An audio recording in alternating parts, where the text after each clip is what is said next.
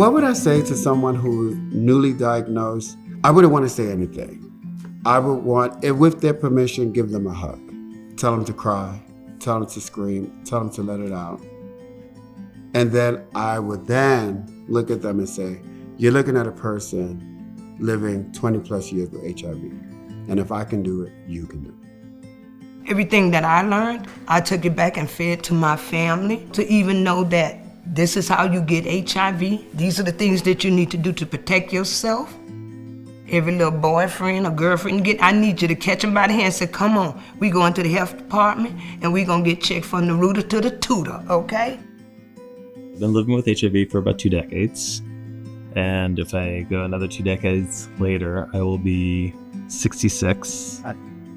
And what I'd want to say to my 66-year-old self is, boy, you're looking good. I'm a mental health therapist. I'm also a therapist who sees people living with HIV. And they like having a therapist who's also living with HIV because I have a shared experience with them. I am a mother to 5 children. I recently just finished working as a peer navigator and meeting these wonderful women that had just gotten diagnosed. And a lot of them tell me, well, you don't look sick, you know? And when I share my diagnosis and I say, hey, you know what? I'm positive too. And I've been positive for about 18 years now. Their just whole world changes. My mom was my first thought because I'm an only child. I was hurt because I thought God didn't love me. I felt like I let my church down, my community. But I felt unworthy. I felt below the lowest standard of what a standard could be. And I prayed to God for the first 14 days of my diagnosis.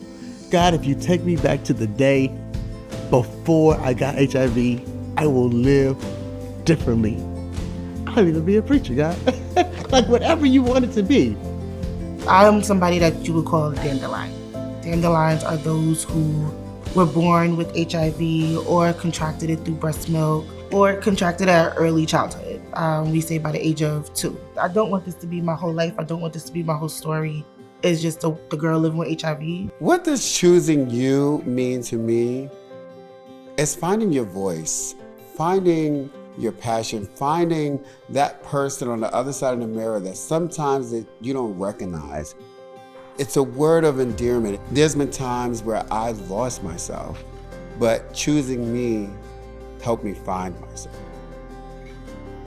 Living out loud with my HIV is choosing me. And so choosing me helps other people that then help themselves.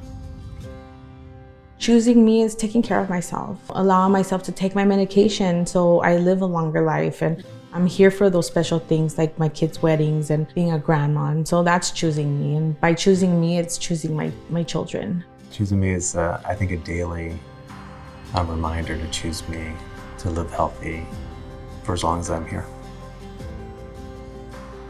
Treatment is bigger than just, I'm going to the doctor.